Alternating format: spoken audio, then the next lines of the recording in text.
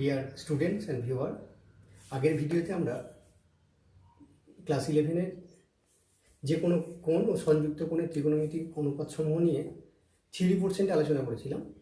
আজকে আমরা এখান থেকে বেশ কিছু অঙ্ক করব, যার থেকে আমাদের এই চ্যাপ্টার সম্পর্কে একটা ধারণা পরিষ্কার হয়ে যায়। এবং তোমরা যদি চেষ্টা করো তাহলে বাকি অঙ্কগুলো বইয়ের যে কোনো বই ফলো করো না কেন, হয়তো অ্যাবাভ 80% অঙ্ক তোমরা এখান থেকে করতে পারবে। সেই চিন্তাভাবনা নিয়ে আজকে বেশ কিছু প্রবলেম সলভ করব। আমাদের প্রথম সমস্যা হচ্ছে সেক্স স্কোয়ার থিটা সমান 4xy by xy whole square সমান, আমার অপশান দিয়েছে এ সমান x plus y not equal to 0, B option দিয়েছে x ইকুয়াল টু ওয়াই যখন x not equal to 0, C option দিয়েছে x ইকুয়াল টু ওয়াই, আর D অপশানে আছে x not equal to 0, y not equal to 0। তাহলে এই অপশানগুলো আমি টেস্ট করলেই হবে। আমার যেহেতু ক্লাস এইচএসের অঙ্ক এগুলো, আমরা অপশানগুলো কীভাবে টেস্ট করবো একটু ছোট্ট করে দেখে নিই। প্রথমত আমরা সেক থিটা মানে জানি অতিভুজ বাই ভূমি, এখানে সেক স্কোয়ার থিটা আছে, অতিভুজের স্কোয়ার বাই ভূমি স্কোয়ার হবে। অতিভুজ কখনো ভূমির থেকে ছোট হতে পারে না, তার মানে এটা গ্রেটার দ্যান ইকুয়াল টু 1 হতে পারে, একটা সম্ভাবনা আমার হাতে রয়েছে। শুধু এই শর্ততেই আমি টেস্ট করব। ভেঙে নিই, সেক স্কোয়ার থিটা আছে সমান 4xy by x plus y এর হোল স্কোয়ার আছে। 4xy ভাঙলে কী পাবো? এক্স প্লাস ওয়াই এর whole square minus x minus y এর হোল স্কোয়ার, আর নিচে আছে এক্স প্লাস ওয়াই তার হোল স্কোয়ার। যদি আমি পার্ট পার্ট করে বিশ্লেষণ করি তাহলে এক্স প্লাস ওয়াই এর whole square by x plus y এর হোল স্কোয়ার কেটে গেলে 1 পাবো, এক্স মাইনাস ওয়াই এর whole square by x plus y এর হোল স্কোয়ার। এই জায়গা থেকে শর্তগুলো আমি একে একে টেস্ট করি। যদি x plus y not equal to 0 হয়, এই অপশানের কথা বিচার করি, this is not equal to 0। কিন্তু যদি আমার x not equal to y হয় ক্ষেত্রে, এই অপশানের ক্ষেত্রে এক্স নট ইকুয়াল টু যদি ওয়াই হয়, তাহলে কি হবে? এই পার্টটা 0 হবে না, নিচে তো 0 নয়, তাহলে দিস ইজ গ্রেটার দ্যান 0, কারণ এটাও স্কোয়ার আছে, এখানেও স্কোয়ার রয়েছে। সুতরাং টোটাল রাশিটা 1-এর থেকে কম হবে, যা আমাকে ভায়োলেট করছে। সুতরাং এই অপশান আমার হচ্ছে না। বি অপশান কি বলেছে? X equal to y, x equal to y হলে দিস ইজ 0, এই পার্টটা 0। এখন এক্স নট ইকুয়াল টু 0 শর্ত দিয়েছে, তার মানে কি এক্স 0 নয় মানে ওয়াই 0 নয়, তার মানে নিচে আমার কখনো 0 হচ্ছে না, কারণ ওপর নিচে দুটোই 0 হলে ডিফাইন হতো না আমার সমস্যাটা। সুতরাং আমি কি দেখতে পাচ্ছি? এটি ডিফাইন হয়ে যাচ্ছে এবং এর মান 1 পাচ্ছি, যা আমার সম্ভব। সুতরাং দিস ইজ আমার কারেক্ট অ্যান্সার। এই অপশানটা দেখি সত্য কি মিথ্যা। এক্স ইকুয়াল টু ওয়াই বলেছে, শুধু এক্স ইকুয়াল টু ওয়াই বলে দিলাম আমি, কিন্তু আমার যদি এই পার্টটা আমাকে 0 রেজাল্ট দেয়, এক্স ইকুয়াল টু 0, যদি আমার কোনো কারণে এক্স ইকুয়াল টু 0 হয়, ওয়াই ইকুয়াল টু 0 হবে, নিচেরটাও 0 হবে, তারপর 0/0 পেয়ে যাব। সুতরাং আমার এখানে ডিফাইন হবে না, যার জন্য আমার this option is not correct. এখন এখানে বলেছে ডি অপশানে x not equal to 0, y not equal to 0, x y দুজনেই 0 নয়। এই ঘটনা থেকে কি হলো? এখানে আমি দেখতে পাচ্ছি যদি x not equal to y হয়, তাহলে এটাও তো আবার সেই একই সমস্যা দাঁড়াবে, নট ইকুয়াল টু 0 হবে, তার মানে টোটাল 1-এর থেকে কম হয়ে যাবে, যা আমার শর্তকে ভায়োলেট করবে। সুতরাং আমার এটাও অ্যাকসেপ্টেড হবে না। সুতরাং অপশান রইল আমার বি। এইভাবে আমি আলোচনা করব, ঠিক আছে? এখন আমরা এই সমস্যাটি সমাধান করব। যেখানে দিয়েছে মান নির্ণয় করো cos square π/8 plus cos square 3π/8 plus cos square 5π/8 plus cos square 7π/8। তাহলে এক্ষেত্রে আমরা কি করব? cos স্কোয়ার π/8 যেমন আছে তেমনি রেখে দেবো, cos স্কোয়ার 3π/8 যেমন আছে তেমনি রেখে দেবো, cos স্কোয়ার 5π/8কে আমি একটু ভেঙে নেব, π/2 প্লাস এখানে পাবো π/8 পাবো, 4 × 5 লসাগু করলে 5π/8ই পাচ্ছি। cos স্কোয়ার এখানে লিখবো π/2 প্লাস 7π মানে 3π/8 পাবো। শুধু এই 5π/8কে বিশ্লেষণ করলাম, 7π/8কে বিশ্লেষণ করলাম, ব্যাস আমার অঙ্ক খুব সহজেই আমরা একটা ভালো জায়গায় পৌঁছে যাব। যা আছে তাই থাকলো, 3π/8 থাকলো। যেহেতু 190 ডিগ্রি আছে, cos আবার একটা সাইন হবে, মাইনাস আসার কথা, কিন্তু যেহেতু স্কোয়ার আছে, মাইনাস থাকলে অটোমেটিক আমার দেখার দরকার নেই, পাওয়ার যুগ্ম থাকলে পরে অলওয়েজ প্লাস আসবে।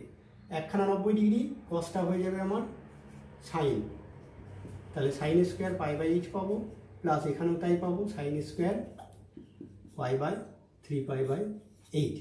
এখন আমি যদি গুছিয়ে লিখি কী পাচ্ছি, কস স্কোয়ার পাই বাই 8 এটাকে লিখবো, plus sine square pi by 8, plus এখানে আছে cos square 3 pi by 8, plus এখানে আছে সাইন স্কোয়ার 3 পাই বাই 8।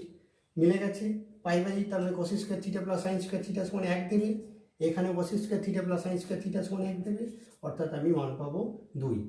এখন আমরা পরের অঙ্কটা করে দেখব। এখনকার সমস্যা আমরা বেছে নিয়েছি, যদি থিটা প্লাস ফাই সমান 60 ডিগ্রি হয়, তবে দেখাতে হবে সাইন 120 মাইনাস থিটা সমান কস 30 ডিগ্রি মাইনাস ফাই।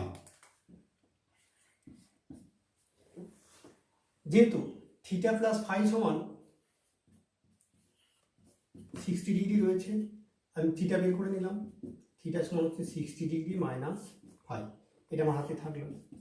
এখন আমি যেহেতু দেখাতে হবে বাম পক্ষ থেকে শুরু করব, বাম পক্ষে কি রয়েছে, সাইন 120 ডিগ্রি মাইনাস থিটা, তার মানে কি সাইন 120কে আমি যদি ভেঙে নিই 90 degree plus 30 degree minus theta করে নিলাম। আমি কি করব, এটাকে জাস্ট সেকেন্ড ব্র্যাকেটে ক্লোজ করলাম, তাহলে কি পাচ্ছি, সাইন থিটা প্লাস সামথিং কোন পাদে পড়ছে, থিটা 90 প্লাস সামথিং মানে দ্বিতীয় পাদে পড়ছে, তাহলে সাইনটা কস হয়ে যাবে, যেহেতু দ্বিতীয় পাদে প্লাসই থাকবে, কস থিটা, থিটার জায়গায় আমি পাচ্ছি 30 ডিগ্রি মাইনাস থিটা, থিটার পরিবর্তে আমি বসিয়ে দিই, থিটার পরিবর্তে হচ্ছে আমার 60 ডিগ্রি মাইনাস ফাই। তাহলে রেজাল্ট কী পাচ্ছি, cos 30 degree minus 60 degree plus phi, তাহলে আমার রেজাল্ট দাঁড়াচ্ছে cos minus 30 degree plus phi. আমি মাইনাস কমন নেব, মাইনাস কমন নিলে কি দাঁড়াবে, মাইনাস 30 ডিগ্রি মাইনাস ফাই। যেহেতু কস অফ মাইনাস থিটা মানে কস থিটা, তার মানে আমরা লিখতে পারবো কস 30 ডিগ্রি মাইনাস ফাই। এটাই আমার ডান পক্ষে ছিল, অতএব ডান পক্ষ ইকুয়াল টু বাম পক্ষ প্রমাণিত। এইভাবে আমরা ওগুলো করব। এখন সরল করব, যেটা দিয়েছে cos theta by sine 90 plus theta plus sine of minus theta by sine 180 plus theta minus sine of 90 plus theta by tan of 90 plus theta by cot theta আছে। এখন বলে রাখি, এই চ্যাপ্টারে অঙ্কগুলো করতে গেলে প্রথমে দেখে মনে হবে খুব জটিল ব্যাপারটা আছে, করতে পারবো না, কিন্তু যদি চেষ্টা করে একটু ভেঙে নেওয়া হয় প্রত্যেকটি অঙ্ক খুব সহজেই হয়ে যাবে।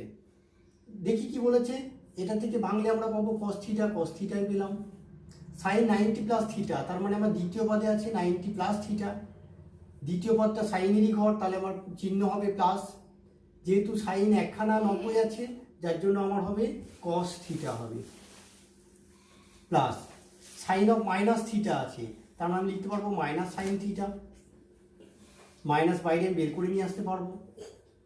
সাইন অফ 180 প্লাস থিটা আছে, 180 প্লাস থিটা মানে তৃতীয় পদে পড়েছে, 180 থেকে একটু বেশি পড়ে গেছে, 180 প্লাস থিটা মানে থার্ড কোঅর্ডিনেটে আছে, তার মানে আমার মাইনাস হবে 180 মানে 2 ইন্টু 90, আমি লিখতে পারবো 2 ইন্টু 90 যদি হয়, এটা হচ্ছে আমার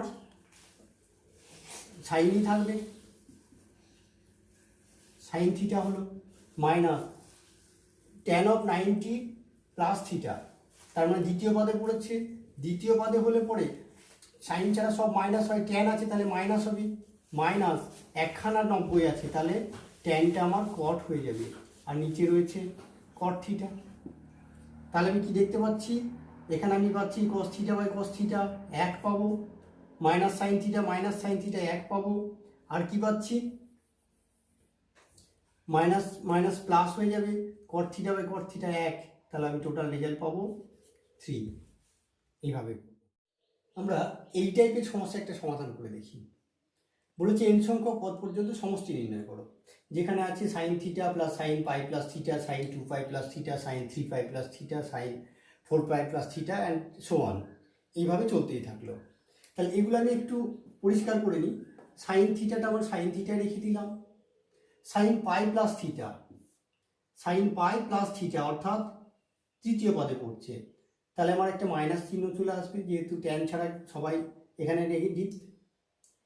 সাইন পাই আছে, পায়ের যে কোনো গুণিতক মানে পাই মানেই সাইনটা সাইনই থাকবে, তাহলে আমি সাইনটা সাইনই পাবো। সাইন 2 পাই প্লাস থিটা অর্থাৎ 2 পাই মানে কমপ্লিট একটা রোটেশন হচ্ছে, প্লাস থিটা প্রথম পদে পড়ছে, তার মানে আমি প্লাস পাবো।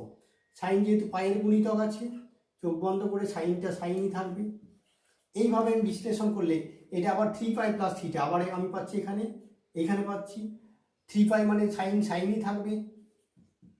সুতরাং এইভাবে যদি আমি ভাঙতে থাকি পেতেই থাকবো। পরের টার্ম নিশ্চয় প্লাস সাইন থিটা আসার কথা ছিল, পরেরটা আবার প্রথম পদে আসবে, যার জন্য প্লাস সাইন থিটা পেলাম, পরেরটা আবার মাইনাস সাইন থিটা, এইভাবে আমি পেতেই থাকবো।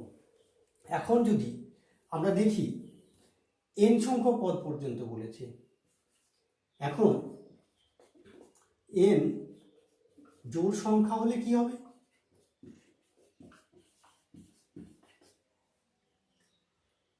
এন জোড় সংখ্যা হলে যে জোড়গুলো আমরা দেখতে পাচ্ছি এক একটা করে জোড় হিসাবে যদি আমরা কম্বাইন করে থাকি তাহলে আমরা জোড় সংখ্যক টার্ম পাবো। পদ সংখ্যা হবে জোড়, অর্থাৎ এই টার্ম কেটে গিয়ে আমার জিরো প্রডিউস করছে, এই দুটো কেটে গিয়ে জিরো করছে, এন জোড়, তাহলে আমি টোটাল জোড় সংখ্যক পদ পাবো যারা পরস্পর কেটে গিয়ে জিরো দেবে রেজাল্ট। যদি এন বিজোড় হয়,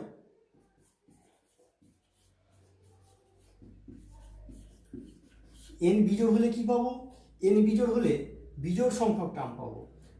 বিজোড়, 1 বিজোড়, 2 জোড়, 3 বিজোড়, 4 জোড়, এই বিজোড়, পরের জোড় করে লাস্ট টার্মটা আমরা কি দেখতে পারবো? লাস্ট টার্মটা অবশ্যই আমরা দেখতে পারবো একটা প্লাস সাইন থিটা এক্সট্রা করে থাকবে, অর্থাৎ যে কম্বিনেশন আমরা প্লাস মাইনাসের করেছি, প্লাস মাইনাস সবগুলো কেটে গিয়ে 0 0 0 করলেও যেহেতু বিজোড় একখানা সাইন এক্সট্রা করে থাকবে, সেক্ষেত্রে আমরা পাবো সাইন থিটা। এই এন সংখ্যক পদ দিয়ে করতে বললে পরে আমরা জোড় সংখ্যক টার্ম আর বিজোড় সংখ্যক এই দুটো পদে অলওয়েজ ভেঙে নিয়ে অঙ্কগুলো করব। এবার দেখি এই টাইপের আর একটা অঙ্ক আমরা দেখে নেবো। এখন দেখছি cos n পাই প্লাস থিটা সমান -1 two the power n cos theta. এইটা আমাকে দেখাতে হবে, অলওয়েজ সত্য সেটা দেখাতে হবে যেখানে n একটি অখণ্ড সংখ্যা, n যে কোনো অখণ্ড সংখ্যা। এই টাইপের আমি কি বলেছিলাম, যদি এরকম থাকে তাহলে n কে জোড় কিংবা বিজোড় ধরে নেবো। ধরি n একটি জোড় সংখ্যা, অতএব n সমান আমরা কি ধরে নেব? 2m ধরে নিলাম। তাহলে যেখানে m ও একটি অখণ্ড সংখ্যা,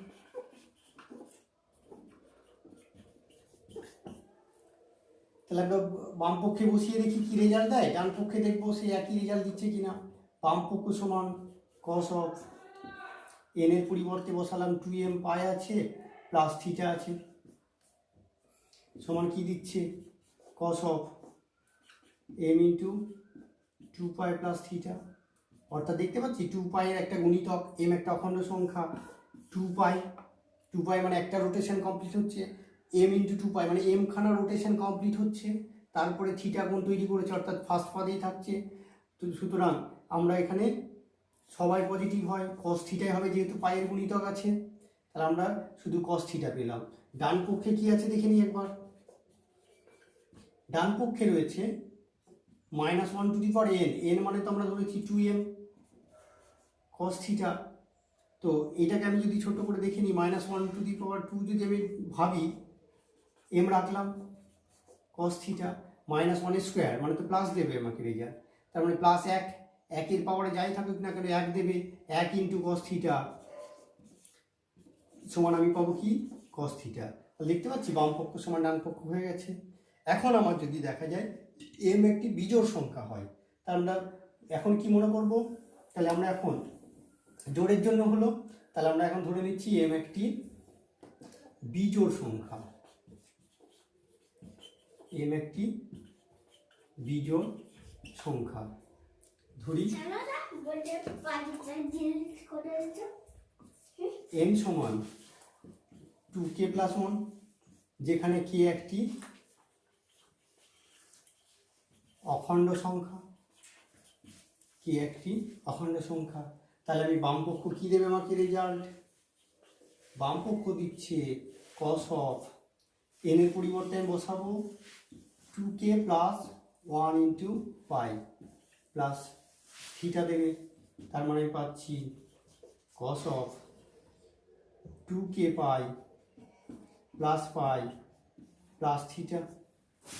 cos 2k পাই মানে আমার কে সংখ্যক রোটেশন কমপ্লিট হলো। তার মানে আমার কি হবে, বাকি যেটা পড়ে আছে সেটাই থাকবে cos পাই প্লাস থিটা। cos পাই প্লাস থিটা, পাই প্লাস থিটা আমাকে দেবে থার্ড কোঅর্ডিনেটে, অর্থাৎ একটা মাইনাস দেবে। কসের যেহেতু পাই আছে মানে 2 × 90, অর্থাৎ কসটা কসই থাকবে, মাইনাস cos থিটা পেলাম। ডান পক্ষে কি পাবো একবার দেখে নিই।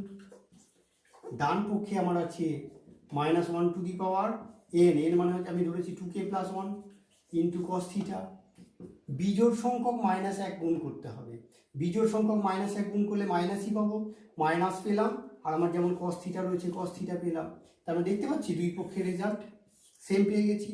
অতএব বামপক্ষ সমান ডান পক্ষ প্রমাণিত।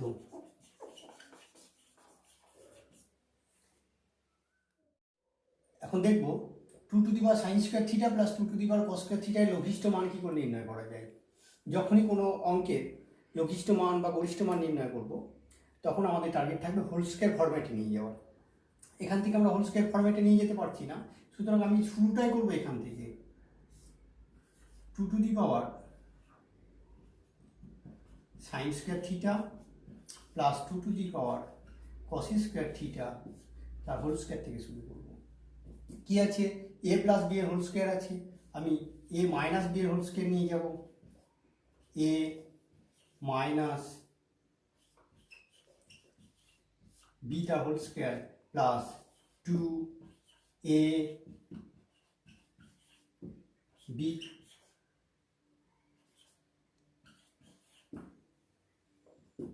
এটা আমার যেমন আছে তেমনি রেখে দিলাম। 2 to the power sin square theta minus 2 to the power cos square theta তার হোল স্কয়ার প্লাস 2 যেমন আছে তেমনি থাকলো।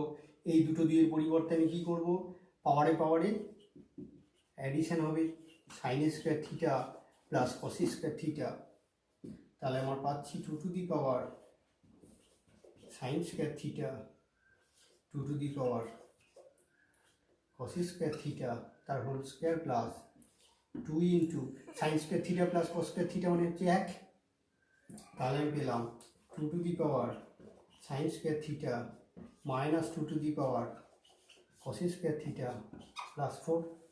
যেহেতু আমাকে লঘিষ্ঠ মান নির্ণয় করতে বলেছে, এই রাশিটির লঘিষ্ঠ মান কখন পাবো, যখন আমার এই হোল স্কয়ার পার্টটির মান লঘিষ্ঠ হবে। এই ভেতরের মানটি লঘিষ্ঠ, সব থেকে লঘিষ্ঠ মান 0 হতে পারে, তার নিচে কখনোই হতে পারে না, কারণ যেহেতু স্কয়ার রয়েছে, এটি অঋণাত্মক একটি রাশি। তাহলে রাশিটির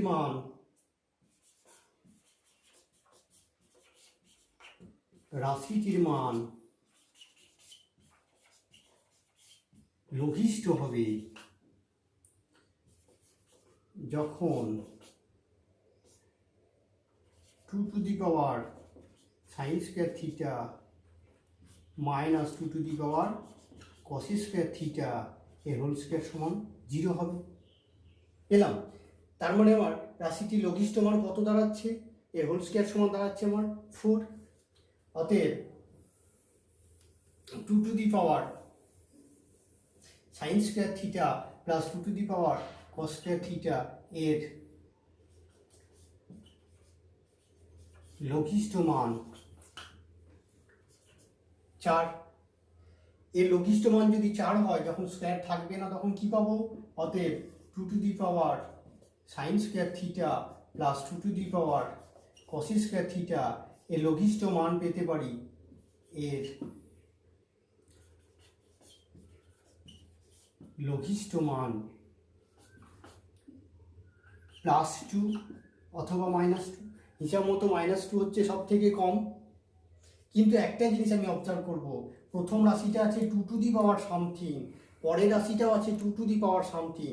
দুইয়ের পাওয়ারে কোনো সংখ্যা থাকলে পরে কখনোই ঋণাত্মক হয় না, তার মানে this is positive, this is also positive. সুতরাং এই দুটো মিলে আমি কখনো ঋণাত্মক পেতে পারি না। তাহলে আমি কি করব, তাহলে অতএব যেহেতু এখানে আমি উল্লেখ করে দেবো, যেহেতু 2 to the power sine square theta greater than 0 এবং 2 to the power cos square theta greater than 0, অতএব 2 to the power sine square theta plus 2 to the power cos square theta এর লঘিষ্ঠ মান 2। ঠিক আছে, এবার আমরা পরের অঙ্কটা দেখি। এখনকার সমস্যা আমরা যেটা দেখব সেটা হচ্ছে 3 into sine to the power 4 3π/2 minus x plus sine to the power 4 3π plus x minus 2 into sine to the power 6 5/2 plus x plus sine to the power 6 5π minus x. এই রাশিটি আমাকে দেখাতে হবে এক্স নিরপেক্ষ, অর্থাৎ যদি আমি সিম্পলিফাই করি বা সরল করি তাহলে আলটিমেট দেখব এর মধ্যে কোনো এক্স যুক্ত কোনো মান নেই, অর্থাৎ একটি ধ্রুবক মান পাবো। দেখি আমরা কি দাঁড়াচ্ছে। সুতরাং আমরা করতে চেষ্টা করি। 3 থাকলো, যেমন আছে তেমনি রেখে দিলাম। Sine to the power 4 3 into π/2 3 into π/2 তিনখানা π/2 আছে, তাহলে সাইন অপারেটর চেঞ্জ হয়ে কস অপারেটর হবে। আমরা কস অপারেটর করব, কস টু দি পাওয়ার 4 এক্স পড়ে থাকবে। এখানে চিহ্ন নিয়ে কোনো মাথা ব্যথা নেই, কারণ সাইনের পাওয়ারে জোড় সংখ্যা রয়েছে। সাইনের পাওয়ারে জোড় সংখ্যা থাকলে, যে কোনো অপারেটরের পাওয়ারে জোড় সংখ্যা থাকলে চিহ্ন নিয়ে মাথা ব্যথা নেই, সবসময় পজিটিভ হবে। প্লাস আবার সাইন টু দি পাওয়ার 4 আছে, 3π আছে, তিনখানা পাই আছে, মানে সাইনই থাকবে, sine to the power 4x minus 2 থাকলো, সাইন টু দি পাওয়ার 6 আছে, মানে সাইনই থাকবে, প্লাস থাকবে, π/2 আছে, সাইনটা হয়ে যাবে আমার কস হয়ে যাবে, cos to the power 6x plus sine to the power 6 5π আছে, মানে সাইন থাকবে, sine to the power 6x। এই দাঁড়াবে আমার সমস্যা। এখন আমরা জেনারেল যেমন করেছি 9 10-এ সেইভাবে করে নেবো। 3 থাকলো, এটাকে আমি ভেঙে নিতে পারি, কস স্কোয়ার এক্স তার whole square plus sine square x তার হোল স্কোয়ার মাইনাস 2 থাকলো, cos square x whole cube plus sine square x তার হোল কিউব। তাহলে কি পাচ্ছি, 3a square plus B square formula ভেঙে দেবো, a প্লাস বি এর হোল স্কোয়ার, a বলতে গেলে cos square x plus sine square x তার whole square minus 2 into A B cos square x into sine square x minus 2 a cube plus b cube ভাঙবো আমি, a cube plus b cube হলে a plus B এর whole cube, sine square x whole cube minus 3 into a plus b 3ab, a হচ্ছে cos square x b sine square x into a plus b cos square x plus sine square x. তাহলে আমি কী পাবো, 3 থাকলো, cos square theta plus sine square theta সমান 1 হয়, তাহলে আমাকে রেজাল্ট দিচ্ছে 1, 1 স্কোয়ার মানে 1 দেবে, মাইনাস 2 কস square x into sine square x পেলাম 2, এখানে আবার 1 দেবে, 1 কিউব, তার মানে 1 দেবে, মাইনাস 3 কস square x into sine square x, বাকিটা তো 1 দিচ্ছেই আমাকে। সুতরাং আমি কি পেলাম, ব্র্যাকেট তুলে দিলে 3 ইন্টু 3 মানে 3 পাবো, 3 into 6 cos square x sign square x minus 2 plus 6 cos square x into sine square x minus this plus this, কেটে যাচ্ছে রাশি দুটো, পড়ে থাকলো 3 মাইনাস 2, অর্থাৎ আমি পাচ্ছি 1। দেখেছি এখানে ইহা এক্স নিরপেক্ষ, এইভাবে করব। ঠিক আছে, এখন আমরা পরের অঙ্কটা একবার দেখে নিই। এখন যেটা করছি সেটা হচ্ছে গিয়ে কোসেক আলফা মাইনাস বিটা সমান 2/√3 এবং সেক আলফা প্লাস বিটা সমান √2 যদি হয়, তাহলে আলফা বিটার ক্ষুদ্রতম মান নির্ণয় করতে হবে। এক্ষেত্রে আমরা ক্লাস 10-এ করেছি, যদি কোসেক আলফা মাইনাস বিটা সমান 2/√3 থাকে, তাহলে আমাদের ক্ষুদ্রতম মান বলেছে, তাহলে এই আলফা মাইনাস বিটার ক্ষুদ্রতম মানটা নিয়ে নেব। তার মানে কোসেক আলফা মাইনাস বিটা সমান 2/√3, আর ক্ষুদ্রতম মান হচ্ছে প্রথম পাতেই পাবো আমরা 2/√3, তার মান হচ্ছে 60 ডিগ্রি। কোসেক কোসেক যদি ক্যান্সেল আউট হয়, cosec cosec cosec cancel out হলে আমি পাচ্ছি আলফা মাইনাস বিটা সমান হচ্ছে 60 ডিগ্রি, আমার হাতে রইল। পরের শর্ত ওখান থেকে পাবো, সেক আলফা প্লাস বিটা সমান দিয়েছে √2, তার মানে আমি লিখতে পারবো সেক আলফা প্লাস বিটা সমান, দেখি ক্ষুদ্রতম মান প্রথম পদে যদি নিই, তাহলে √2 হচ্ছে সেক √2 মান হচ্ছে 45 ডিগ্রি। তো একটা জিনিস আমি ফলো করি, আলফা প্লাস বিটার মানটা আমার আসবে 45 ডিগ্রি, আমি আলফা মাইনাস বিটা পাচ্ছি 60 ডিগ্রি, আর আলফা প্লাস বিটা পাবো আমি 45 ডিগ্রি, সেটা তো সম্ভব নয়। তার মানে আলফা বিটা আমার ঋণাত্মক হয়ে যাবে। তাহলে আমি কী হবে, নেক্সট মানটা পাবো। তাহলে কোথায় আছে, যেহেতু সেক আছে, সেক আমার এই ঘরটা, চতুর্থ পাদে আবার পজিটিভ দেবে। 45 ডিগ্রি যে কোন কারণে নিতে পারলাম না, যেহেতু alpha minus beta 60, alpha plus beta আমার 45 হতে পারে না, তার মানে আমার 360 মাইনাস 45 হবে। আমি লিখব সেক 360 মাইনাস 45 মানে 315 ডিগ্রি, বা আলফা প্লাস বিটা সমান আমি পেলাম 315 পেয়ে গেছি। 2 নম্বর দেখতে পাচ্ছি আলফা মাইনাস বিটা সমান 60 ডিগ্রি এবং আলফা প্লাস বিটা সমান 315 ডিগ্রি। আমি অপনয়ন করবো, দুটো থেকে আলফা বিটা মান সহজেই বের করে নেবো, ক্যালকুলেশনটা তোমরা নিজেরা করে নেবে। ঠিক আছে, আজ এই পর্যন্তই। তোমরা এই চ্যাপ্টারটা বাড়িতে ভালো করে নিজেরা করো, প্রত্যেকটি অঙ্ক ধরে ধরে করো, কারণ এটা প্রথম দিকের চ্যাপ্টার। পরেরগুলো করতে গেলে এই জায়গাটা যদি সেন্স ভালো না থাকে, পরের অঙ্ক গিয়ে সমস্যা পড়বে।